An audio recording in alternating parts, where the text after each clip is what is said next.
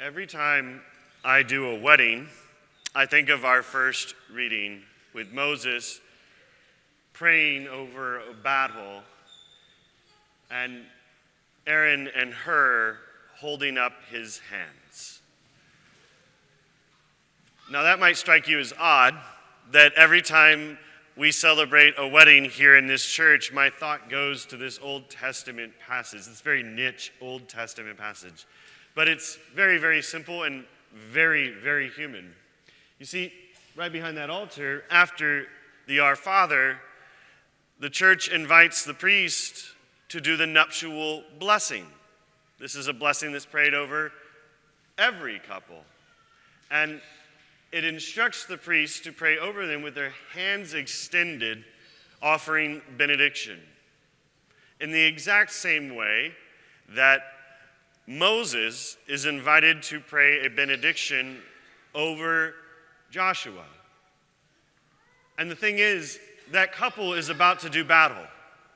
They are about to do battle together, not against each other, but to be a sign of Christ's love to the world.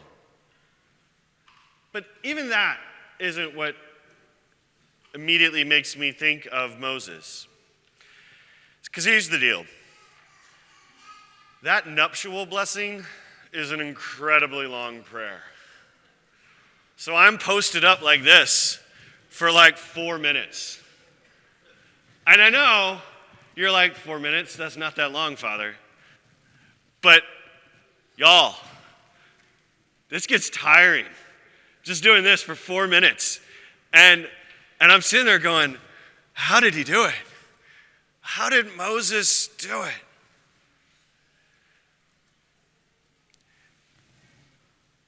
I think part of the way Moses did it is, obvious. Aaron and Hur helped him. But I think what I want to hold up for you is there's so much for us to learn about prayer and our life in Christ and what we should do with the various battles that all of us are encountering. There's not one person in this church who is not waging battle. And I don't mean just the spiritual battles, right? The ones against your temptations. That you are encountering evil, even just natural evil, like the brokenness of the world, illness, brokenness in your relationships with others, all of it. The burden of poverty, maybe just the poverty of loneliness, all of it is a place that the Lord is inviting us to do battle. And so the question is, where does the Lord fit into that? Or more importantly for us into today's celebration, how are we called to pray into that? Because in a gospel, the Lord is very much talking about petitioning a just judge. Right? He is the just judge, not an unjust judge. And how are we interceding? How are we being like this widow who is going before the judge, consistently asking for a just judgment? How are we praying? And there's this very, very clear statement at the end of the gospel, which kind of speaks to what the Lord knew would happen and is happening in our lives. Will the Son of Man, when he comes, find faith?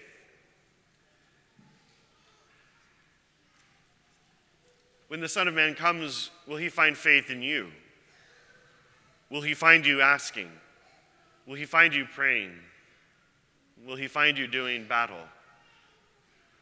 Or will he find you a little bit like me near the end of a nuptial blessing? My prayer starts out here, but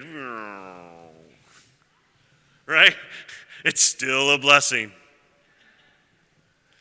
Have we retreated just a little bit? And where have we gone weary?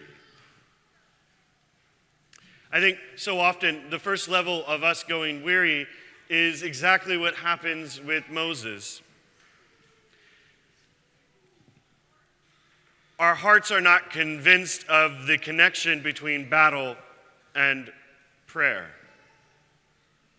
And we get so caught up in the activity of battling itself. Amalek has come after them. They're just pilgrims, if you will. They're headed to the Holy Land. This is not even a place they want, but Amalek is after them. And so they do battle against Amalek. God even tells them to do battle. Moses is aware of this. They have a plan. Joshua is going to attack. Moses is going to bless.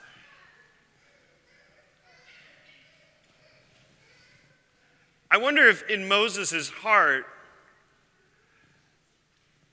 if Aaron and Hur's heart, they got caught up in the activity of it all.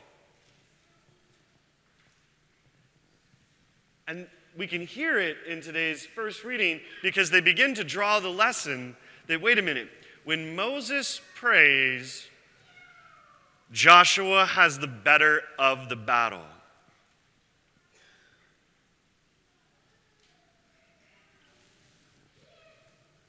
When Moses holds his hands up,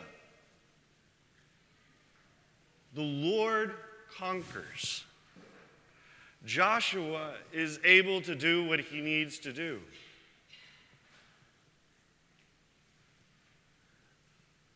But I think so often we get caught up in the battle down below and in the practical task of holding our hands up, right? The practicals of prayer rather than the desires that the Lord places on our hearts, the deeper stuff. We get caught up in the X's and the O's, if you will, the activism, the doing of the good things that is required to fight the evils in the world. And we forget the essentials of prayer. And I'll say this as your pastor. You know, I get caught up in this sometimes too. The X's and the O's of running a parish and all the little bitty things to just be just right because your pastor's a bit of a workaholic and a perfectionist. And I want it to be here and there and all the things. And I, as a human, can get caught up in that. And, you know, besides the minimums that the church asks me to pray, sometimes I go a day or two, without like really sitting down and doing my holy hour because I got caught up in the emergencies and the functions and the meetings and the events and and I find out that I'm tired and I'm wondering, why is it so hard? And then, yep, you haven't been praying, Father Ryan. I mean, you've been praying, but not what you should be praying. You've been doing just the bare minimum. And then I go and I pray. And the next day, that problem that I was facing, some evolution happened overnight. And it's not a problem anymore.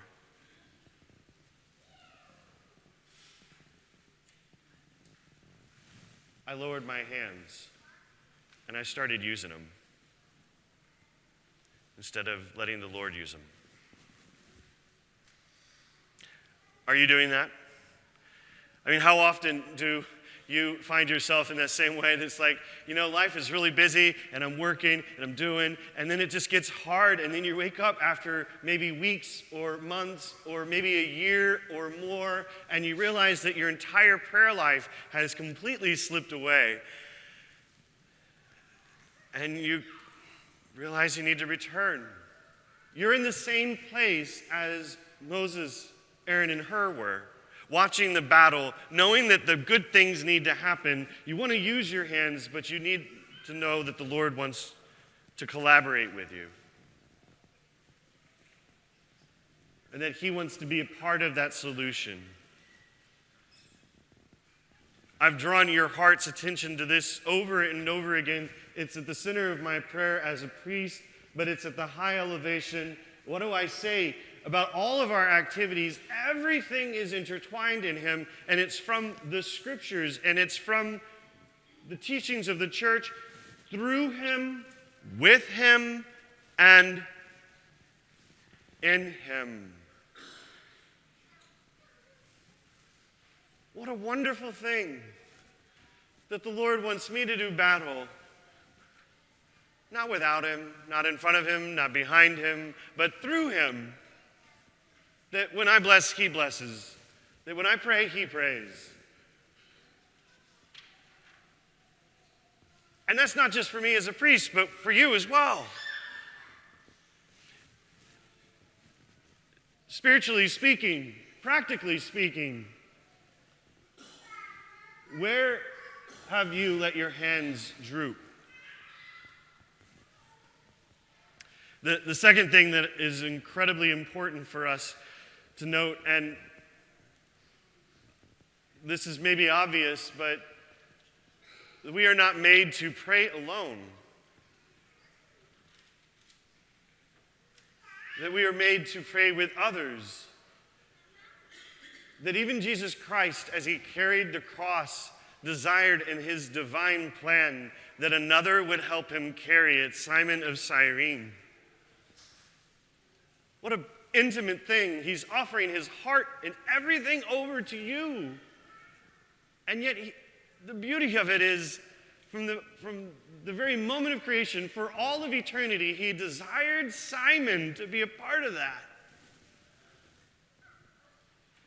To join him in that sacrifice. Simon had no idea what it meant, but he was invited into it. Would we and will we accept the help of others? Are we open to their assistance? What if Moses said, "No, I got it"? What are you doing? Stop touching me.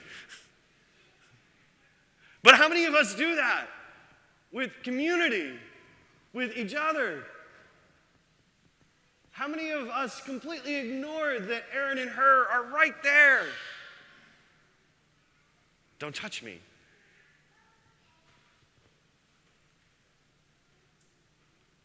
We are made for each other.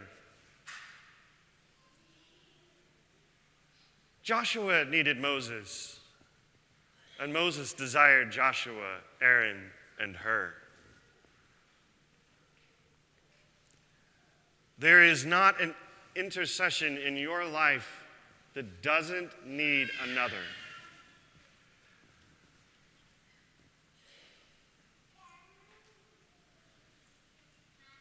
I think so often God takes our problems, our battles, and often doesn't answer the prayer immediately according to our timeline because he wants us to open up to others, because opening up to others and inviting them to pray with us over something, to intercede with us over something that is deeply painful and personal, opens us up to him. That in receiving help from others, we by necessity open our hearts to another heart. And that means we're open to his heart. That so often the battle is not as long as you think, but it's longer than you desire because the Lord desires more of you. Because he wants you to be open to a communion of love. I wonder if Moses thought this battle would be dusted and done in 1 hour. Right? I'm just going to come and do one holy hour. Right? How many times have I wanted a solution after 1 hour of prayer? I come and I try to do an hour of prayer every day. But the Lord desires it to be many holy hours because he wants me to completely open up to and ask for others' help and prayer and ultimately realize that this is not about my capacity or my ability to do something as a pastor, but about his ability to pastor. That it's the end of my abilities that the Lord wants to bless and extend them. And so it is with you. The battle is going to take all day long. And we will need each other because we are made for him.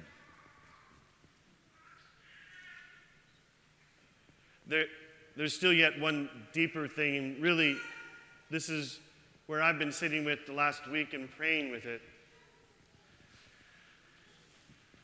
is yes, it's important to realize that the battle cannot be won without prayer, and that sometimes we yo-yo back and forth. We keep trying to do it all by ourselves, and then realizing we can't, and then realizing that the Lord has provided others to pray with us, and that he desires to sometimes solve things as a community with others, because he is a communion of persons and he wants to extend past our abilities so that we can truly grow into what he blesses us with. All of that is great. But where my heart sits is in that moment, and it doesn't say it here, but it's implied, that Aaron and Hur responded without Moses saying anything. That there was a moment somewhere in Moses' heart, in his interior dialogue with God, that he cried out and says, I can't hold him up anymore.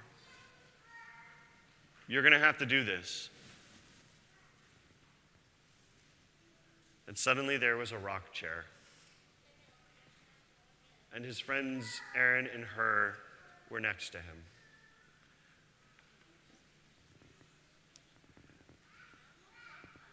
There was that moment in which Moses took a step back and realized in his own way that the Lord is the master of the harvest, and that the initiative was always God's. God said fight. God said pray. That the initiative had always been the Lord's and not Moses. And by taking a step back, he restored the initiative to God. He let God take this. He let God move. And so really what I want all of you to pray with and to ask yourselves the question is, can you restore the initiative, God? Or are you leading when he should? Are you exhausted? And you need to take a step back, not to retreat, but so that an Aaron and Hur can come beside you. Can you restore the initiative and realize that it's really the Lord who works through you, and so you can raise your hands just a little bit higher? Not because you're going to white knuckle it, but because your hands are open and free for the first time. I want us to restore the initiative to God in this parish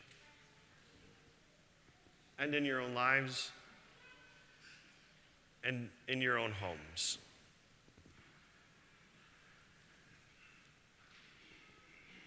I want you to pause for a moment. What battles in your life right now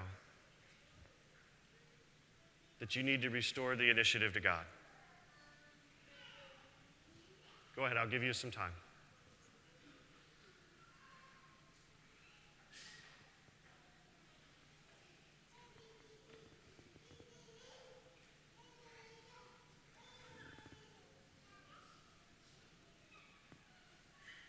What battles in your own home, your extended families, that you're so worried and anxious over?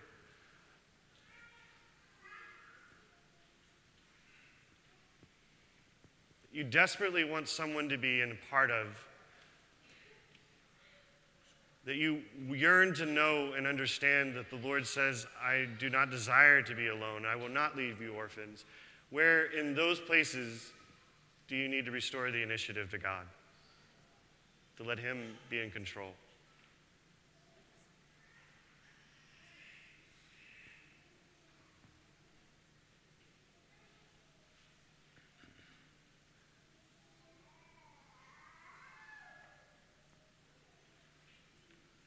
Where in this parish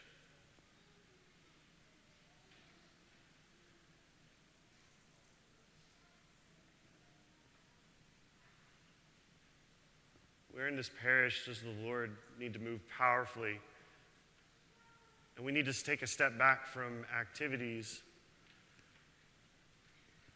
and find ourselves praying instead of moving. Where does the Lord need to bless us? And where do we need to join each other in prayer together?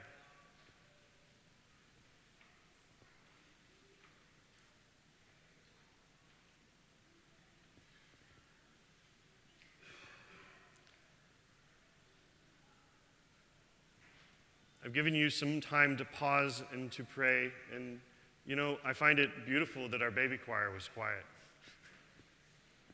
The Lord moves.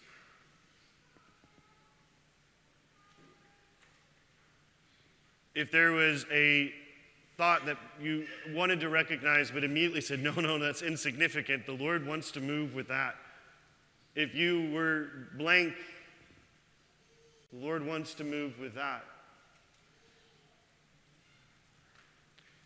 Every Mass, the gifts are brought forward by a family who's probably terrified they got picked. Did you know that you're meant to offer your prayers at that time?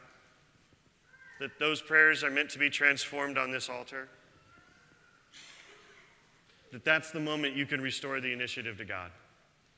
And so I'm going to pause here for a moment. I'm going to go to the altar and I'm going to bring your prayers with me. Everything, but I'm going to again ask the same questions. And we're going to bring our prayers to the Lord now. And to let the Lord transform each and every one of our hearts. And if I could challenge you, if you have a friend here that you trust after Mass, share prayer intention with them.